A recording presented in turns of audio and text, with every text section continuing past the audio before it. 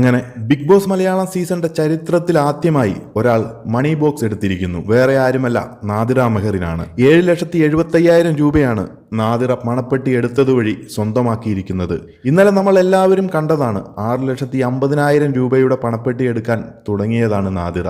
എന്നാൽ ബിഗ് ബോസിന്റെ ഇടപെടൽ മൂലം ഇനിയും പണപ്പെട്ടികൾ വരാനുണ്ട് എന്ന അറിയിപ്പിൽ ആ ഒരു തീരുമാനത്തിൽ നിന്നും പിന്മാറുകയായിരുന്നു. എന്നാൽ ഇന്ന് 7,75,000 രൂപയുടെ പണപ്പെട്ടി എടുക്കാൻ സധൈര്യം നാദിറ മുന്നോട്ട് വരികയായിരുന്നു. ഇതിലും കൂടുതൽ ഒരു എമൗണ്ട് നോക്കിയിരുന്ന് കൂടുതൽ റിസ്ക് എടുക്കാൻ താല്പര്യമില്ല എന്നായിരുന്നു നാദിറയ്ക്ക് പറയാനുണ്ടായിരുന്നത്. എന്തായാലും നാദിറയുടെ മികച്ചൊരു തീരുമാനം എന്ന് തന്നെ പറയാം. ഈ ഒരു പണപ്പെട്ടിയുമായി പുറത്തെത്തുമ്പോൾ ഒരിക്കലും നാദിറയ്ക്ക് പശ്ചാത്താപിക്കേണ്ടതായി വരില്ല.